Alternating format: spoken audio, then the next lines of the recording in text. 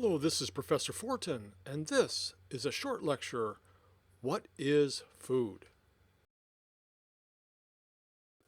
We talked about this unusual definition of fish earlier, and I come back to it to remind you that terms in the law often have a non-intuitive meaning, meanings that don't follow the common use in everyday language. So you must be careful. It's important to study the details with precision in what the meanings of the words are in the law. Fish in the seafood HACCP rule includes all forms of aquatic animal life, including but not limited to frogs, turtles, alligators, when intended for human consumption. Here is part of the definition of food.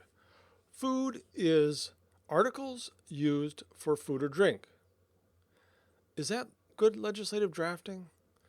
Well, generally that's considered poor drafting because it's a circular definition. Basically, this is saying food is food. However, keep in mind that we're not trying to define food like you would in a dictionary. We're trying to define a category for regulatory purposes.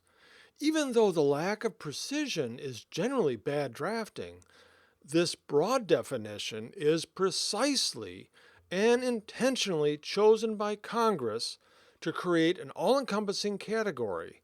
Nothing escapes, no loopholes, no sneaking around this definition. No potential food can escape from being regulated as food when you define food as stuff intended for use for food. Note also that chewing gum is added here. It was added at the request of the chewing gum industry because they wanted to reassure consumers that chewing gum ingredients were as safe as food. This is a good example of how regulations are not just to regulate, but also sometimes are designed to increase consumer confidence in a market segment. And this can actually result in more sales. Good regulations can foster strong markets and increase the presence of an industry or a group.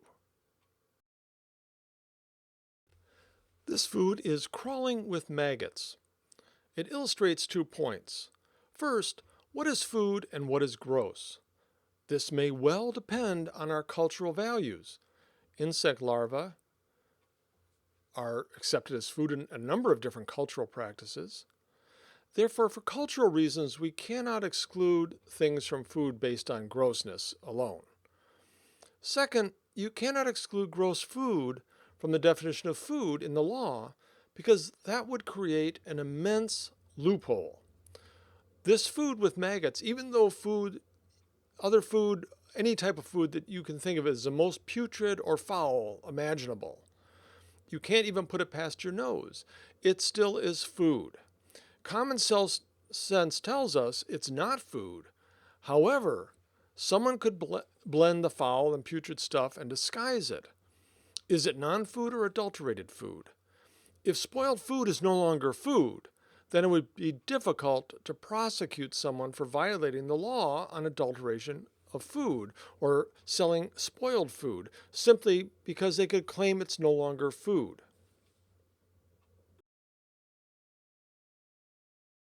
Is this moldy bread food? We wouldn't eat it, but it's still regulated as food under the law. In addition to avoiding loopholes, keep in mind that various spoiled food products may be used after processing. For example, a company may extract a component that will be later used as an ingredient in food. Penicillin, after all, comes from a mold that's used in medicine. So this is a common practice, and it's the intended use in food at some point that makes a product a food. There's a case in your reading with some rotten eggs that were suspected of being diverted for use in food. Well, their defense was they were rotten eggs, they were garbage, couldn't be food. Well, that's why FDA took action against them because they thought they were going to be diverted into food. And even though the company called them garbage because they were spoiled, they were still regulated as food, and the judge sided with the FDA. Are these containers food? They could be under the law. Not necessarily, but they can be food because anything that migrates from packaging material is a food additive. We'll come back to this when we study food additives, and we'll spend more time on the detail. But know for now that the definition of food additive includes substances that migrate from packaging or containers into the food. And food additive is a subcategory of food under the law. So technically, the packaging material can be regulated as food under the law. And one reason I say that studying the law makes you a better scientist is because the study of law teaches us not to jump to our intuitive impressions. The law includes so many specialized non-intuitive definitions, it forces your mind to look at not just the intuitive aspects, but also to understand these non-intuitive aspects precisely. Here is part of our definition of drug in the law. We're not going to study pharmaceutical law, of course, but the definition of drug is important in food law because a food product can fall into this category of things that are regulated as drugs. This is especially important because drug regulation is very stringent, and typically a food that strays into the drug regulatory category will be both mislabeled and or adulterated. Drug is defined as B. Articles intended for the use in diagnosis, cure, mitigation, treatment, or prevention of disease. And C. Articles other than food intended to affect the structure or function of the body. Now pay attention to this two-part definition, that it's two parts. Falling into either of these subcategories causes a product to be regulated as a drug. The first subcategory is intended for use for disease-related purposes. The second subcategory is use to affect the structure or function of the body unless it's a food. So this second subcategory is non-foods that have structure, function, uses. You have to check both of these. When you analyze whether something might be regulated as a food or drug, don't just do one, do both. They're not exclusive. Also, note again that there's nothing that excludes foods from becoming drugs. These definitions are not exclusive. A product can be both a food and a drug. And the escape clause for structure function claims applies only to foods. A food can make a structure function claim and not be regulated as a drug for that claim. We're going to cover claims in much more detail later, so don't worry if you didn't know about structure function claims yet. These are simply claims to affect the normal or healthy structure or function of the body.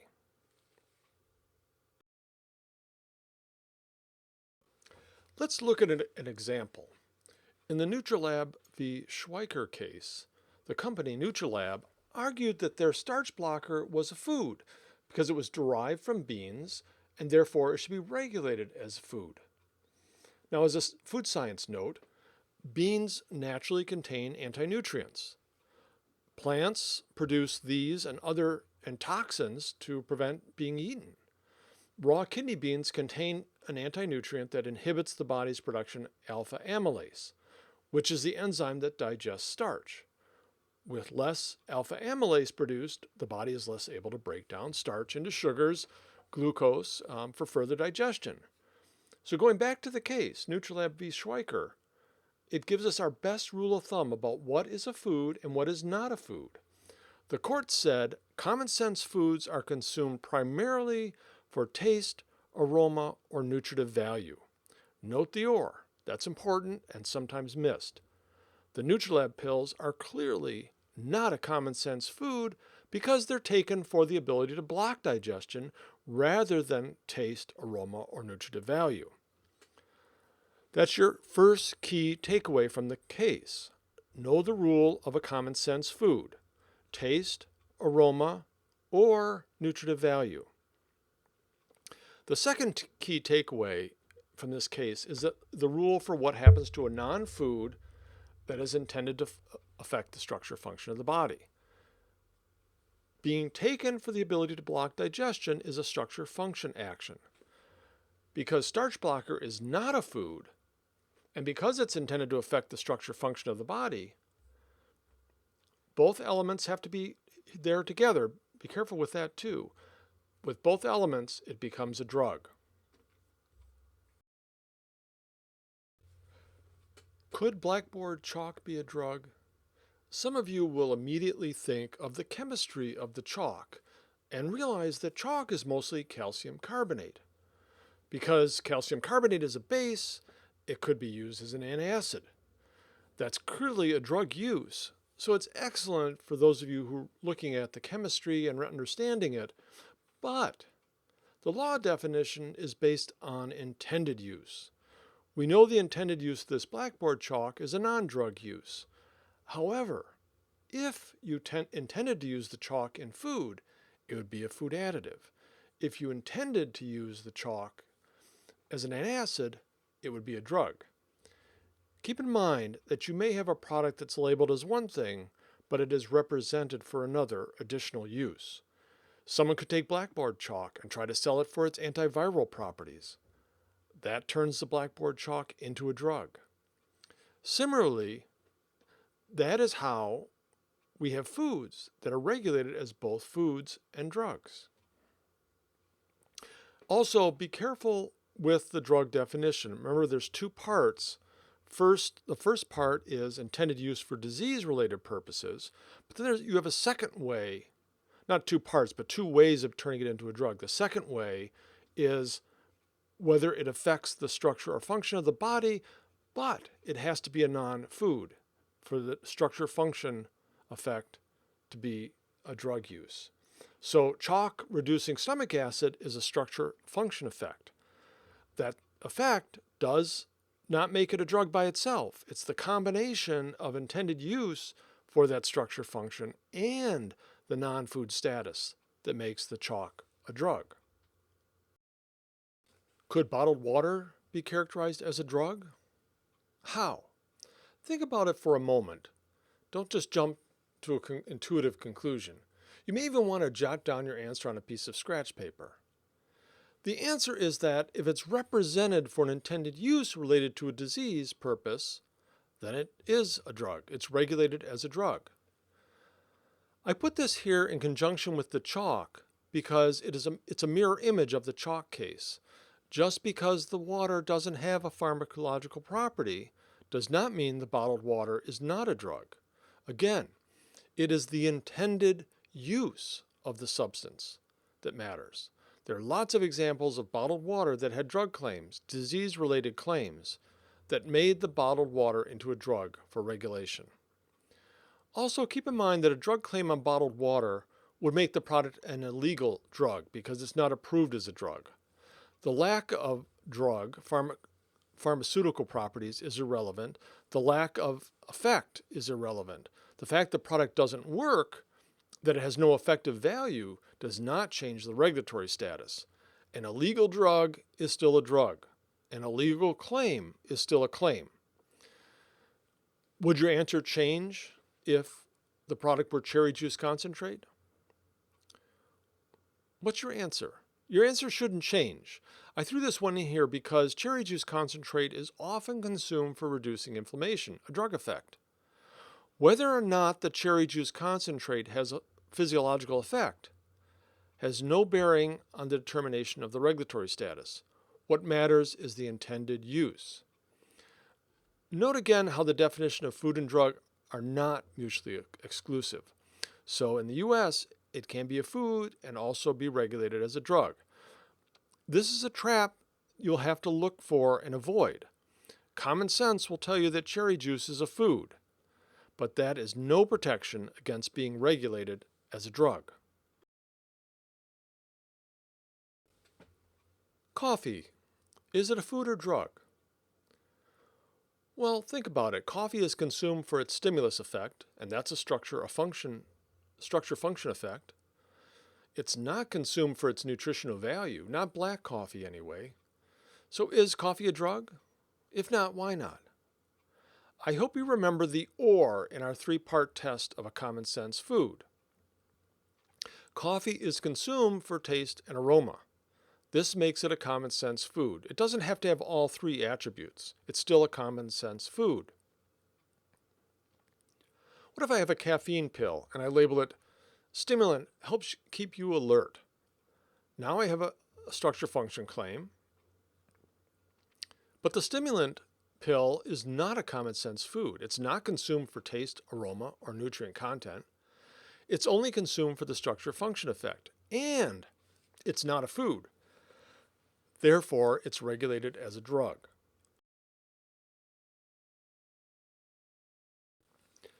Chocolate contains theobromine and caffeine, which are both stimulants. Stimulants are substances that affect the structure or function of the body. So these substances are automatically drugs if they're in non-foods. Chocolate also contains a number of other substances that are pharmacologically active. Phenylethylamine is another stimulant which increases blood pressure and heart rate, and it's also suspected to produce similar feelings experienced when a person is in love. Anandamide is known as the bliss molecule. Anandamide is a neurotransmitter with psychological and physiological effects, and it boosts the pleasure of eating chocolate. I hope you see what I'm getting at. Ask yourself, what is the distinction here? When will these become drugs? These are all structure-function effects. We have no disease-related claims or intended uses, so it bypasses the first part of the drug definition. We have structure-function effects, but chocolate is a common-sense food under the taste, aroma, and nutritive value. So, as long as the chocolate is a food, the structure-function effects or claims would not make chocolate into a drug. Okay, another quiz. What is fluoride administered by your dentist? Fluoride affects the structure or function of the body by strengthening tooth enamel. Fluoride's not a food, and it's used for a structure or function effect. Therefore, it's a drug. What about toothpaste containing fluoride? Same analysis. This is a drug. Fluoride also reduces dental caries, which is a disease. Once you have a disease treatment or disease prevention use, the answer is clear. It's a drug. Therefore, this falls under both subcategories of the drug definition. I hope you see the pattern now. Let's look at a candy bar labeled, helps promote a healthy heart. That's a structure function claim. It's talking about a healthy, normal condition. Does the structure function claim make the candy bar a drug? No. A food can make a structure function claim, but a non-food with a structure function claim is a drug. Note that the structure function claim talks about normal or healthy structure or function. We're not talking about disease. We're talking about a healthy heart. Candy bar is a food, therefore the structure function claim does not make the candy bar a drug. But what if I say helps prevent heart disease? Now I'm talking about disease. Preventing disease is a drug claim. Hope you see that this clearly stops being a structure function claim because it starts talking about disease or something related to disease. Again, food and drug definitions, they're not mutually exclusive. A food can be both a food and a drug. So this example, candy bar is both a food and a drug. However, as a practical matter, being regulated as a drug is the important fact here.